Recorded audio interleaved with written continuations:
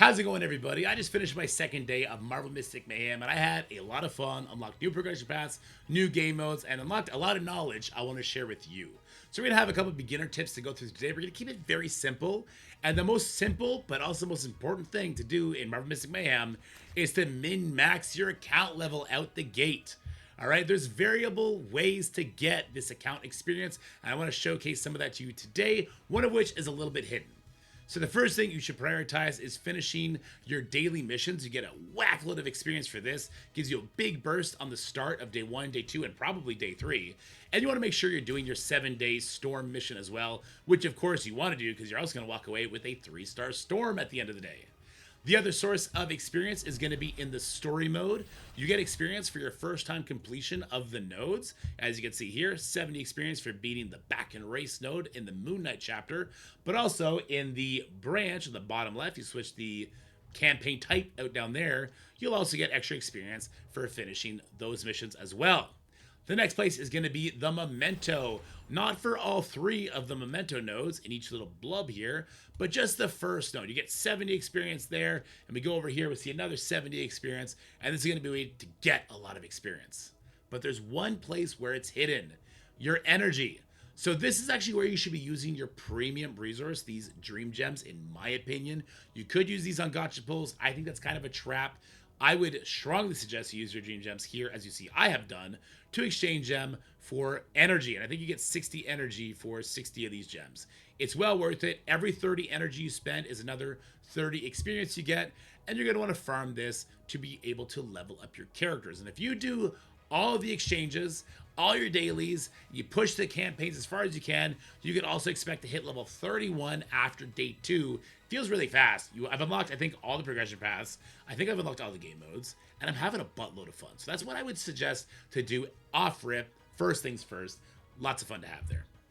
One thing I know a lot of players are doing is in the gacha system, they're actually re-rolling their account if they don't get a favorable pull on their first 5 keys. I understand that the gacha community can get super sweaty. I don't think this is necessary. So what they're doing is they're leveling about to 8, going through the campaign, the tutorial, doing their first 5 pulls, and if they get one of these characters, they call it good, move on with the day. Really sweaty, really min-maxy. I'm going to show you a team that I'm using that doesn't involve those characters that I think a lot of you will get really early on, so I don't think you need to stress about this. You're going to be getting those characters unlocked eventually, but hey, more power to you if you got the patience to sit through and do that. That is a tip that I begrudgingly share. If you have the extra time, you want to sit down and reroll your account over and over again, just note that you do have to literally delete whatever your account is in order to reroll. So keep that in mind. The next thing I want to talk about, and this is more of a for fun tip, is that they are allowing players to re-roll your characters for the first 30 days of the global launch.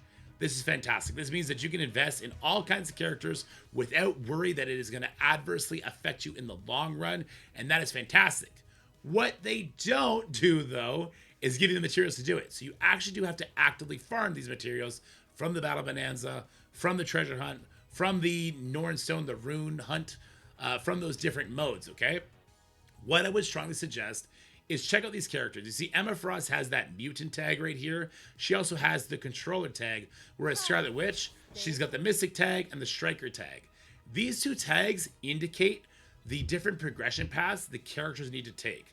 I farmed way too much mystic gear. I farmed way too much tank gear, actually. And what I wish I had known before playing the game is that I could spread it out. So when I go over to Treasure Hunt, I want to make sure I'm getting a good amount of these blunt horns, but also a good amount of the iodium, a good amount of the Everbloom, and also a good amount of the Formula Dash. This way I can level up different sorts of character because for this first 30 days, we can reset them for free. So let's go back to the characters for just a second. I'll try and explain what I mean in the simplest way possible. Let's look at Hulk, for instance. Hulk is an energy-based character, and he's a defender. So if I farmed enough energy and defender stuff, I can level up my Hulk, I can play around with him, but hey, I don't want to play with Hulk anymore. Oops, I just unlocked Iron Man and Sentry. Well, Iron Man is the energy character, and Sentry is the tank character. So I would then be able to come over, reset my Hulk, split those resources between these 2 characters, and boom, they're both halfway towards testing material. So that's what I was trying to suggest you do. Don't put all your bags in everything energy. Like, don't get your Iron Man unlocked and you have Hulk and you have Thor and all you do is farm the energy materials. I don't think that's a good idea. We'll get there eventually. Maybe that three-piece team is going to be amazing. Maybe that's a team we actually want to build. I mean, that sounds like a pretty good team for the Golden Challenge. But for the first moments of the game, probably spread those resources out so you can test a plethora of characters instead. The next thing I want to talk about is the Soul Saga system. This is their whale / Kraken appreciation system, okay? Especially for the 3-star characters. This system does greatly affect your characters, okay? It's unfortunate how much it affects some of them, like Emma Frost, for instance, who is one of those uber rare characters. Her first Soul Saga upgrade on Heart actually gives her about, I think it's about 50% of her ultimate charge off rip in a fight. So, like, it's a different character when you get that done. I would just not stress this out so much. In my opinion, I just wouldn't put too much thought into that. Same with the evolution system, which I think you unlock at level 30. These Merlin stones, I wouldn't worry too much about these in the opening moments of the game. We'll talk about this probably next week or the week after. Focus on the details, which is your character levels, your talents, your highlights, and your artifacts. You'll get the resources and the actual materials for these things by the gotcha pulls and then by those Battle Bonanza, Treasure Hunt, Rune Raids that we were talking about that you find in the Dreamscape on the bottom tier here. Fables is where you're going to find your artifacts. Please note, your artifacts, that's the one thing you cannot reroll. So like your artifacts, your character level, your highlights, your character level, you can reroll those at 0 cost, get all your materials back. Artifacts you cannot reroll at all. All right, let's move on now to events. These are some things that you should do just to go get a bunch of free resources. If you go to the event tab, on the bottom left, you can switch to banner over here. Make sure you follow them on X. You don't even have to follow them. If you just click go to X and then you just close it out right away, you'll get these 150 gems. Bind your account to Discord. I don't think there's any bad thing to do for this. They actually are running a lot of cool events on the Discord if you want to get involved. They seem to have a really good community. And then bind your email. This will actually just help protect your account. And it looks like they're going to reward you every month for doing so. And finally, and most importantly, if you have other people that are going to play the game, share with them your invitation code.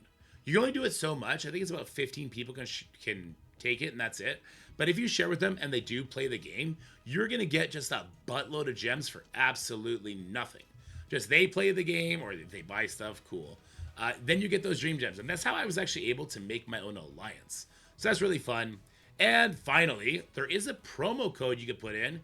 If we go to the cogwheel, I believe it was on the cogwheel, and it was on the community, enter the code. I've already done it, so it's not going to work for me. But it's MMMGL, MMMGL, and that's going to get you a bunch of resources. I think it was a small amount of gold and trading materials, which was fantastic.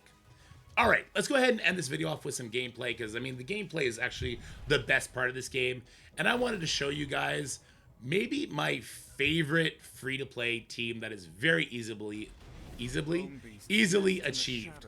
And that's going to be Hulk, who's literally a starter character. Everybody gets him.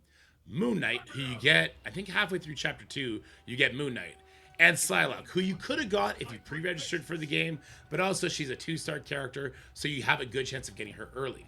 Now, I've only 2-starred this mission, and I 2-starred it using Scarlet Witch, Emma, and Juggernaut. 3 super rare characters. Juggernaut was obviously invested in at the time.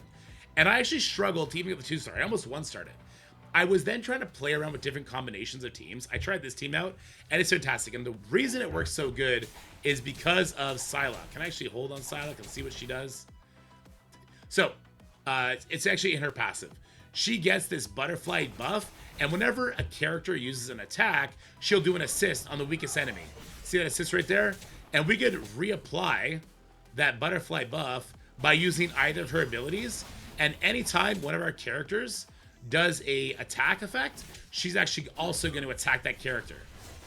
So you see that great damage there. And so this is a really easy to earn team that does fantastic. Moon Knight's over here because he's got low cost abilities as well, but he's also got a really good buff. So let's go ahead and buff our characters up.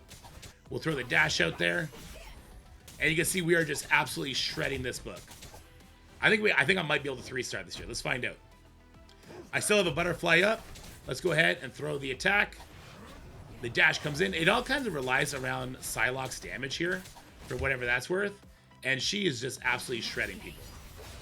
You can probably use some of my ultimate abilities. That might be a good idea too, eh? All right, dash over here. And Psylocke will get the assist. Boom, just absolutely crushing people. I really like this 3-piece combo. I think it's really good. Moon Knight also heals us here. So we have our healer, our buffer. We have a damage dealer, a tank. Really good stuff across the board, in my opinion. We'll go ahead and we'll dash over here. And then we'll hit with Hulk. Can I hit the book out of here? Good, I can. I got him right out of the little hole he was in.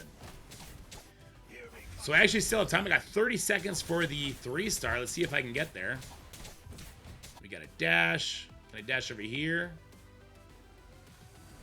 Well, let's hit these two first, I guess. Good stuff. We got another dash. You know what? That guy's gonna die. Let's just wait. Boom. All right. There's the dash over there. Good stuff. Oh, my Moon Knight died. Oh, I played it really poorly. But as you can see, this team is performing as well as my Super Kraken team did. But also, if I was playing smarter and not talking while I was doing it, it would be performing even better. Anyway, guys, I'm going to leave the video here for now. Let me know how you are enjoying Marvel Mystic Mayhem. If you're enjoying it, if you plan on playing it for the long time, and if you have any really cool composition characters you want to bring up to share with the comment section. But for now, stay happy, stay healthy, have yourselves a wonderful day, and I'll see you guys next video. Bye for now. That's it for the video, guys. I hope you enjoyed it. If you did, make sure you like, share, and subscribe. Stay happy, healthy, have fun, and I'll see you in the next one.